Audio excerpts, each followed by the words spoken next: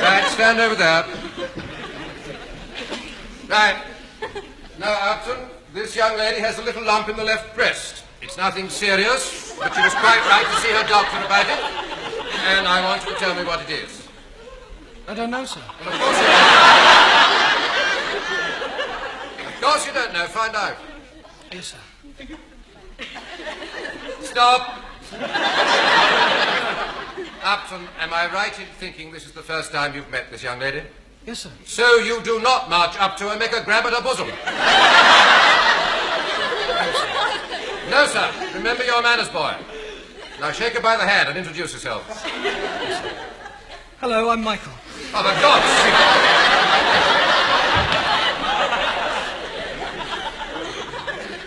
sake. Miss Walker, this is Dr. Upton, who wishes to examine you, if you've no objections. No, carry on. Thank you. There you are, Upton. Get on with it. Stop! Control yourself, Upton. I spent the last hour teaching you how to examine a patient.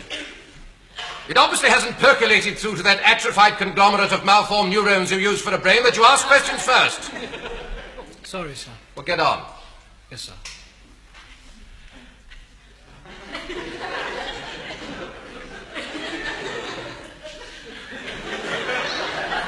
Oh, come on, Upton. You should have learned all the proper questions to ask from your blue book, which you obviously haven't bothered to read. Which is why I have taken the trouble to write them all down on the board. Now, see if you can at least manage to find out the patient's name. Yes, sir. What is your name? Marlene Walker. She's Marlene Walker, sir.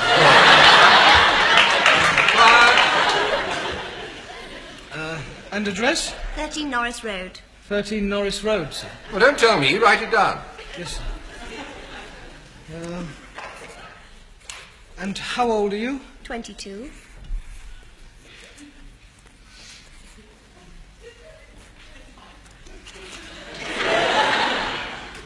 And what's wrong with you?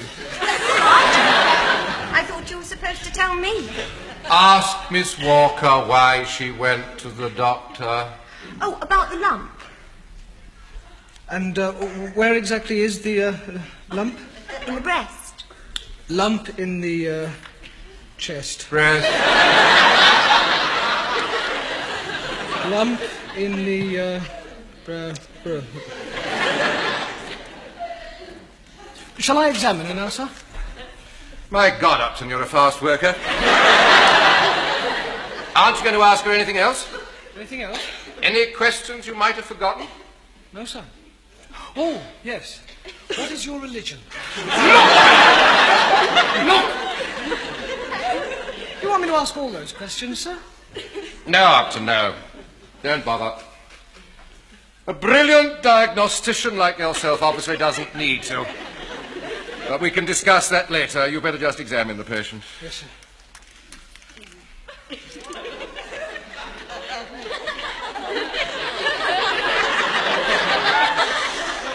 Very impressive, Upton. Can you get BBC Two on that thing?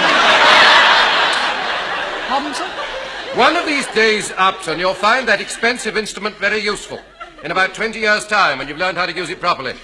In the meantime, remember, the most important part of the stethoscope is the part between the ears. Yes, sir. Now put it away and begin your examination properly. Yes, sir.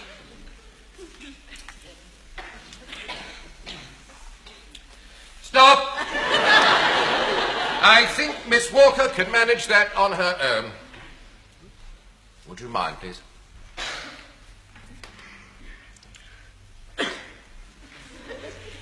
Now, Doctor, examine the breast.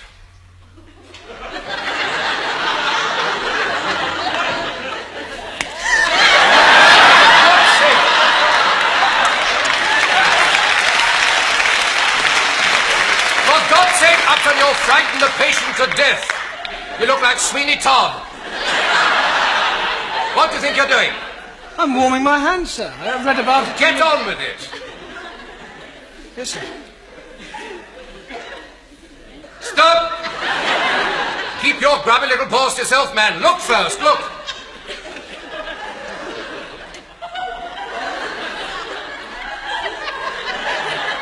What do you see? Well, Anything unusual? yes, no. No, I mean, no. Neither do I. Now palpate. What's that? Feel, Upton. Feel.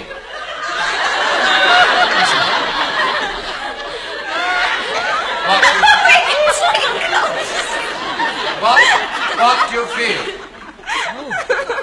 Oh. Well, she's got a sort of, lump. Sorry. What sort of lump? Well, a sort of, lump, really. Where? On the end of her nose? No, sir. Well, where? No. In her, chair. Tell me about it. Oh, God. Please. Well, it's sort of, lumpy. I have spent all day telling you how to describe lumps.